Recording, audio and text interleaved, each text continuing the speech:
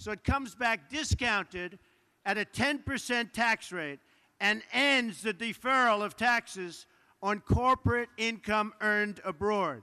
Now, it's called corporate inversion. It's a huge subject. I've been watching politicians now for years. All talk, no action politicians.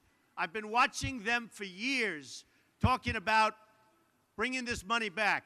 The number is probably $2.5 trillion. Everybody agrees it should come back. Republicans, Democrats, everybody. They can't make a deal. They don't know how to go about making a deal. The reason companies aren't bringing it back is the tax is onerous. It doesn't make sense to bring it back. And in fact, many companies are leaving the United States. They're leaving our shores to go and collect their money. They're actually moving out of the United States for two reasons. The taxes are too high, and because they have tremendous amounts of money that they can't bring back into this country when everybody wants them to bring it back in.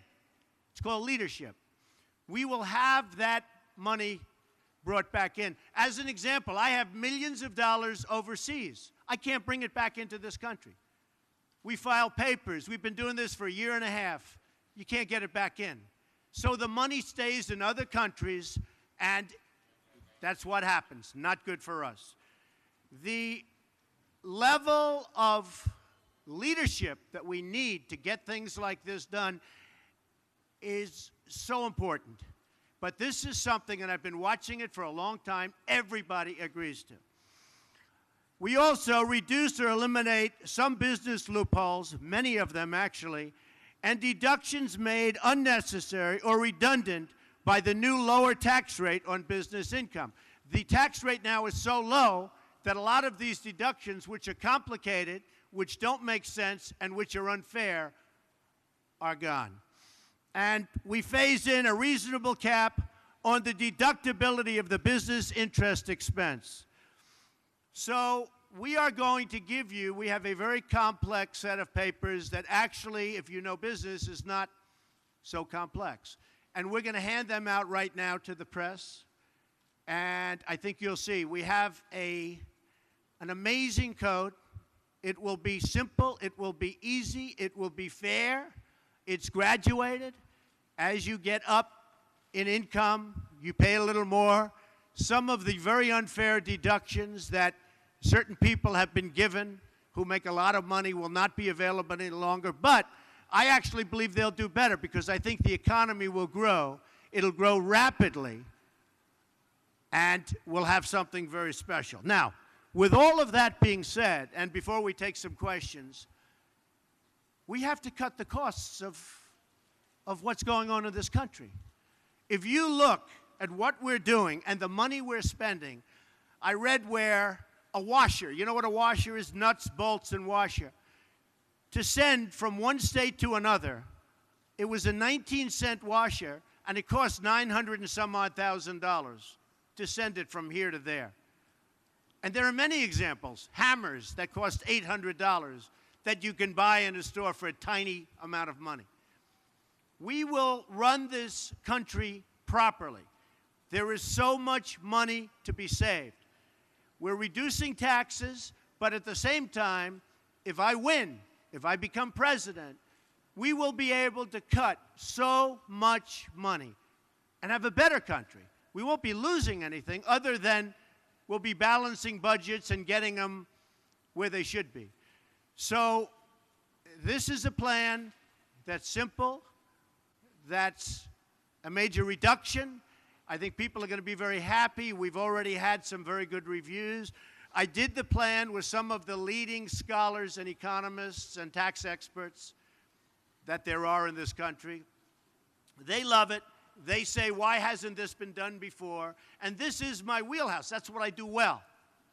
The economy is what I do well. Whenever they do polls, I always come out way above everybody else on the economy. And on leadership, by the way, but I won't say that. So if anybody has, wow.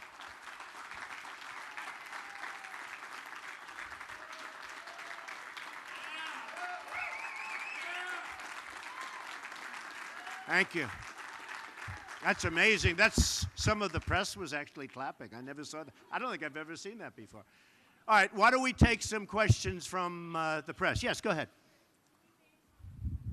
No, I'm not going to do that yet. I have to get their approval. But we have some of the top people in the country worked on this. Well, we're looking at a 3%, but we think it can be 5, it could even be 6. We're going to have growth that will be tremendous. And by the way, if we have more than 3, these numbers are really spectacular. And one of the things that they don't take into account in any big league fashion is the cutting. There is so much waste in government that I believe when I get in there, I'll be able to cut, without losing anything, to cut tremendous amounts off of the, and we're not even showing anything for that. So they're very conservative numbers. Yes, Sarah.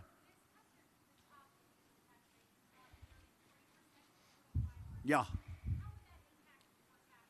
My taxes will, first of all, I'll have a much simpler tax statement. It'll be much simpler. When I do my return, it'll be my returns go up to the ceiling and beyond, which is ridiculous. And you spend millions of dollars at a high level on lawyers, accountants, and everything else. We want to simplify them to a tremendous, tremendous level. The bracket of 25, the big difference is many of the loopholes and many of the deductions, which are old, have been there for years, are antiquated in many cases, or are put there because a lot of the people that get these deductions are contributed to Hillary, they're contributing to Bush, they're contributing to every candidate but Trump, because I'm not taking any money, I'm self-funding. And these people want these deductions. There will be people, we're reducing taxes, but believe me, there will be people in the very upper echelons that won't be thrilled with this. We're taking away deductions, and that's one of the reasons we're able to lower it so.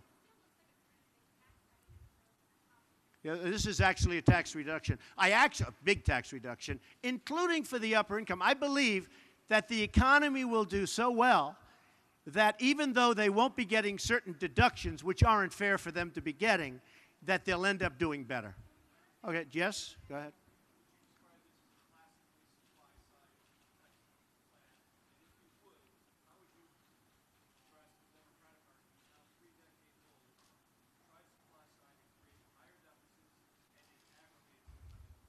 I just think this is a common sense approach. You know, we could say supply side, you could say there's 15 different names given out for different kinds of reductions or increases.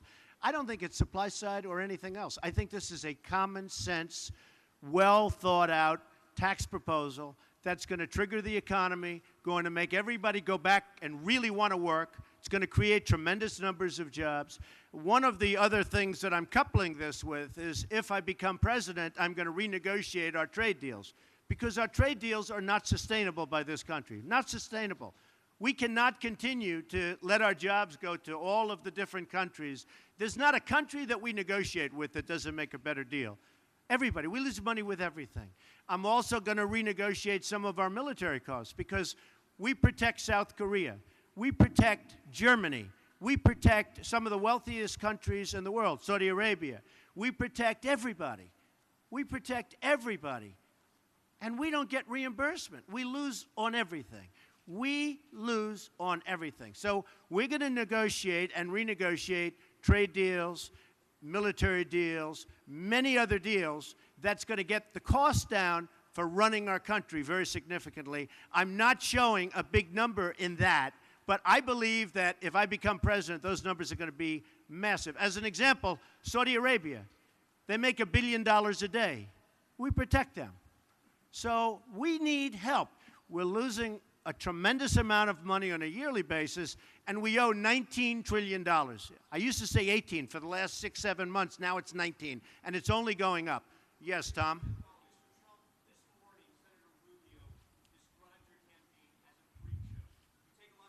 Well, now, Senator, look, Senator Rubio is a lightweight. We understand that. He wouldn't be able to do this. He wouldn't know a trade deal from any other deal. And what certain people are trying to do is they're trying to take, we just went up in the last poll, we went up 2 points in the last poll, and we continue to go up. In the NBC poll, I think we went from 26 to 29. We're going up very strongly in the polls. They don't know what to do about it.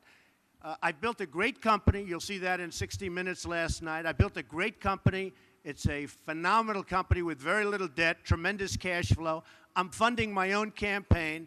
Guys like Rubio, I mean, he desperately needs money. Ask the car dealer in Florida. Ask the people that support him. And a guy like Rubio and others, I don't want to single him out. You're singling him out. But they're largely controlled by their donors, the special interests, and frankly, more than anybody else, the lobbyists. I've turned down millions and millions of dollars from lobbyists and special interests because it's not the right thing. It's just not right. And that seems to be resonating very strongly. Yes. Thank you. Thank you.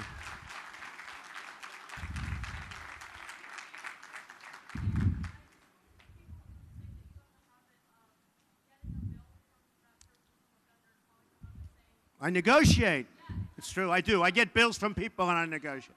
Well, is that a bad thing? The country should do that. Yeah, I would. I'd bring that same attitude to the White House. It's true. She said, I have a habit. When you get a bill, you call up and you negotiate.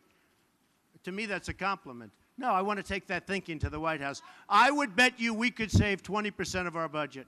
I could even say more, but we could save a tremendous amount. That has to be the attitude our country has. You can't spend millions and millions of dollars on doing something that you can do for $2,000. You know, when you look at costs, we just spent $1 million building a soccer field, okay? A soccer field for our prisoners that happen to be in Guantanamo, okay? I don't like that. What do you need $1 million for? Level out the surface, let them play, if they have to play at all, okay? What do you need to spend $1 million? We just spent, it's a story today, $1 million on a soccer field. How do you spend $1 million doing the soccer field? You have a level piece of land. Throw them a ball, let them play soccer, if they have to play at all. Why are they playing soccer is my question. Okay. Yes, sir, go ahead. No, it's too long. You don't have time. You're not time. All right, go ahead. Why don't you go ahead? Right.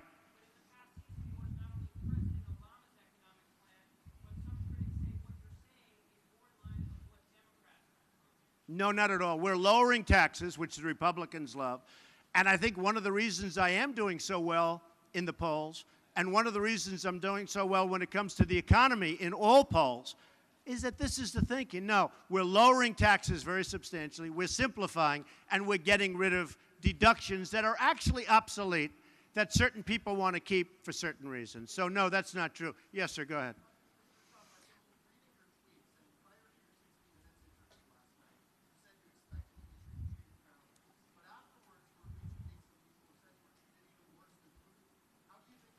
Well, Putin was interviewed and I was interviewed last night. I thought Charlie Rose did an excellent job, but I thought his was a softer interview. Scott Pelley interviewed me.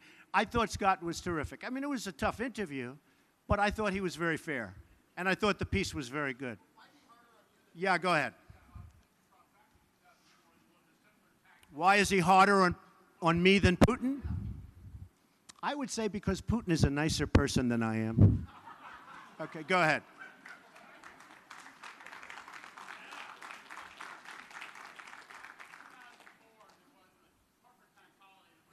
Right, right.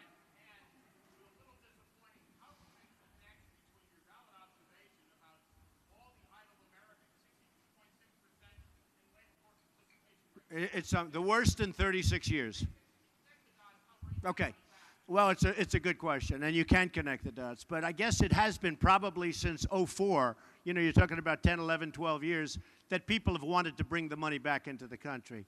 And again, it's called corporate inversion. And a lot of times the corporations are moving out and they're going to other countries, taking jobs. And now we have a really big problem because we have serious companies, very large, very prestigious companies, as you know. Obviously, you know something about business. But we have major companies looking to move out of the United States. You know, it used to be they'd move from New York to Florida, they'd move from New Jersey to Texas or whatever. Now they're talking about moving from the United States to Ireland and to England and to other places, to Spain, where they get treated differently and, frankly, better. And they're doing that for a number of the reasons, but one of the reasons, one of the big reasons, as you know, is taxes. One of the other reasons is to get all of this cash that they've built up and they can't get back into our country. And when this money comes back into our country that everybody wants, it's going to be put to work in our country largely. It can go other places, but largely. And I think it'll be an amazing boon. Now, here's the other thing. They think it's $2.5 trillion. I think it's much more than that. I actually think it's going to be more money than that. And boy, if it is, we have hit pay dirt. Yeah, go ahead, real fast.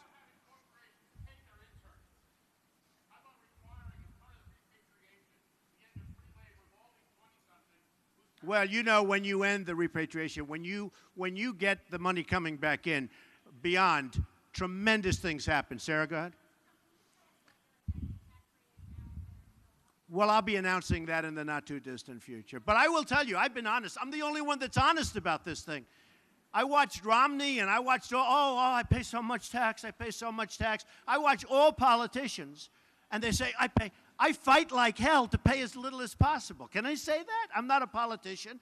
I fight like hell, always, because it's an expense. And, you know, I fight. I have the best lawyers and the best accountants, and I fight, and I pay.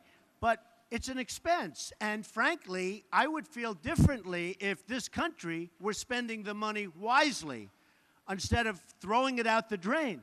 Our country spends our money so stupidly. And I will tell you that I can speak for myself. I pay a lot of tax, but I fight like hell to make it as low as possible. But I would feel a lot differently if our leadership was such that I respected the decisions. All you have to do is look at a list of the things that our government is spending money on right now, and you don't feel so good about our country. Yes?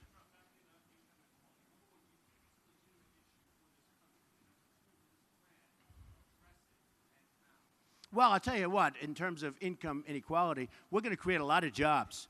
You know, right now, we have a false 5.4, 5.3, 5.6. Every month is different. It is such a phony number because when people look and look and look, and then they give up looking for a job, they're taken off the roll, so the number isn't reflective. I've seen numbers of 24%. I actually saw a number of 42% unemployment. 42%. And it could be because when you're looking for a job and you go around and you look and you look and you fight and you want to work and you want to take care of your family, and then you can't get the job, and you know what I'm talking about because you're shaking your head, and you can't get the job, essentially, for statistical purposes, you are considered employed. So then I read, every time it comes out, I hear 5.3% unemployment. That is the biggest joke there is in this country. That number is so false. And, you know, people ask, how come Trump is doing so well and Carson and others? How come they're doing? You know why they're doing well? Because people are tired of political speak. They're tired of that. And the worst example of it, one of the worst examples of it, is the phony unemployment rate. The unemployment rate is probably 20%. But I will tell you, you have some great economists that will tell you it's 30, 32, and the highest I've heard so far is 42%. There's anger out there at the job picture. Now, one other thing. With that being said, China, Japan, Mexico, Brazil, these countries are all taking our jobs like we're a bunch of babies. That will stop. People will treat us fairly if I become president. We are losing our jobs, we're losing our base, we're losing our manufacturing. All of that will stop. Yeah, go ahead. Well, this is number one, it's simplification. Number two, what I'm really doing is the big picture, because corporations now are going to start having an incentive to create jobs. They're going to have an incentive also to stay in this country. They're going to spend, well, if they provide bigger dividends, people are going to have more money to spend. So that's not so bad either. If a corporation gives out a bigger dividend, that's great. Mr. Jones gets a bigger dividend, he's going to have more money to spend in the economy. So that's good. Yes, ma'am. Should Chris Christie what?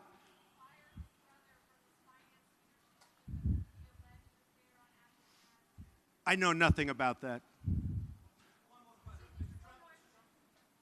Yeah, go ahead.